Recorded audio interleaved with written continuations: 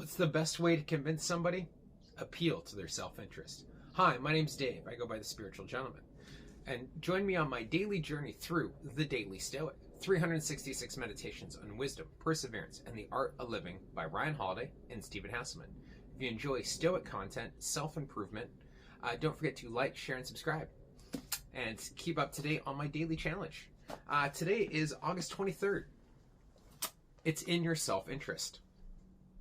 Therefore, explain why a wise person shouldn't get drunk, not with words, but by the facts of its ugliness and offensiveness.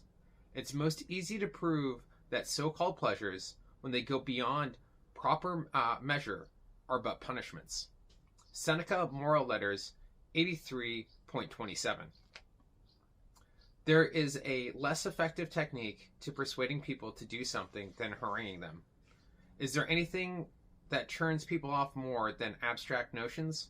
That's why the Stoics don't say, stop doing this, it's a sin. And so they say, don't do this because it'll make you miserable. They don't say, pleasure isn't pleasurable. They say, endless pleasure becomes its own form of punishment. Their methods of persuasion hew in line with the 48 laws of power, appeals to a person's self-interest, never to their mercy or gratitude. If you find yourself trying to persuade someone to change or do something differently, remember what an effective lever self-interest is. It's not that that this or that is bad, but it's in their interest to do it a different way, and show them. Don't moralize. And what happens when you apply this way of thinking to your own behavior? Yeah, this one really really hits home for me. Someone who's been in recovery, and have had sponsors and sponsees and things like that, like, you shooting people to death. You should do this, you should do that, you should do this. What's the first thing when people start you shooting you? You're like, you should shut up, right? Like, they're not appealing to your self-interest, to recognizing that has to come from that internal form of change, especially when when you're dealing with people in addiction or mental health issues and things like that, or they're trying to improve their lives, and they're struggling and they're in that depression, they don't know how to do it, by saying, oh, you have to do this, this, and that. The best way is, you can't give someone the tools. You can only lay them at their feet and hope they use them. And the best way to show them how to use the tools is by doing it yourself. You have to live those principles, so it's attraction, not promotion, right? Like, if you want to get someone to change, to the idea behind, doing these videos is to show the changes that I've gone through, and maybe that appeals to some of you out there that you'd want to do coaching with me, that you'd want to see that there's a better life for you, and that the tools that I offer can help you achieve that. And, I can try to you should do this, you should do that, but it's not an effective tool. It's never been an effective tool for me or anyone I really know. But recognizing and going to your self-interest of all right, maybe stopping drinking will help you develop a better relationship with your family, if that's important to you. Recognizing, especially when I was getting sober, is my desire wasn't necessarily to stop drinking, it was to stay out of jail because I ran into law trouble. But going through the process of going through the 12 steps and things like that, I knew the only way that I could actually convince the judge that I was rehabilitated and that I was sorry and I wanted to change, so I had to make the changes. And that was my self-interest, was not to get sober, it was to stay out of jail. And through that kind of self-interest, I drank the Kool-Aid. I bought into the program. I did all the steps that was suggested for me, and they weren't shoulded for me. They were suggested, right? And from that, I was able to transform my life, travel around the world, and find a new sense of purpose and meaning through that. Right, through that self-interest of staying out of jail has brought me to an amazing life in a completely different country. Has brought out some of my better qualities. And yeah, this hasn't been easy at times. I've struggled, I've fallen off the wagon, I've gotten back on. And each time I do, I recognize what's my self-interest. And I like how it says, how do you apply this to your own like behaviors? All right, if I want to be an amazing men's life coach and ADHD coach, then I have to live those things. Like, I can't ask people to do something that I'm not willing to do myself.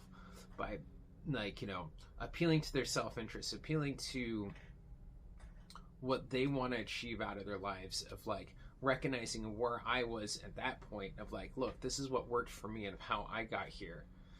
Finding people that have what you want and asking them how they got it.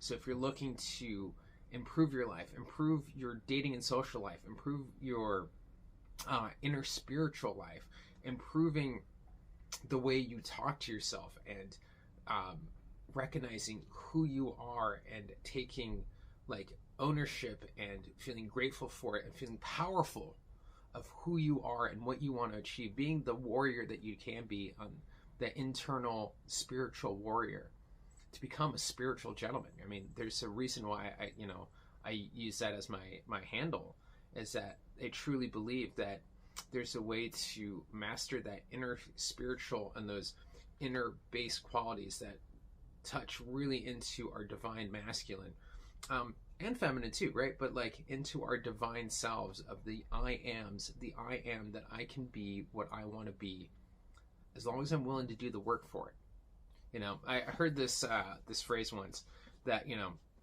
the God or the universe has the power to move mountains, but they don't do manual labor. So you better bring a shovel, right? So meaning that, like, yeah, the universe can move mountains. The universe can do so many things for you. Your higher power, your God, whatever word you want to use for that. But it requires you to take the action steps first, right? Like, you got to take in and do the work. And trust me, from someone who's done it, the results are absolutely astounding. It's been the last, 10, 12 years been on this journey. My life is completely transformed from like a depressive, suicidal, like drunk and addict to, a relatively successful kind of business career, chef, world traveler, stand-up comedian, did box, like the dancer, all these things, these things that I was able to achieve and be able to step out on my own to go live in multiple different countries for a year or more at a time and embrace myself in that culture and live the fullest life possible that I didn't think was possible for me, especially someone with ADHD and crippling anxiety and self-doubt. And now I can stand here and I can sit here and do a video and put it out on the internet and not like have any fear or worry about it, but like send and share my message out. And and I don't really care if it gets 5 views, 10 views, 20 views, because for me, it's this taking this action that I know that this journey, especially the YouTube journey and like my coaching career journey, it's not going to be one that's, it's one that's going to go over a long period of time, and learning how to get through these beginning stages to push past it to become the best version possible and continue to work on that. It's not a one and done thing. It's a process, and recognizing what my self-interests are and how those change over time too, right? Because you're not a static human being. Like in the last few weeks, I've had to really do a big kind of sit down again of figuring out what my plan is, getting back to my base needs of like making sure I have those things covered, and like, because I haven't been, like, it's been kind of a struggle the last few, this year has been a big struggle.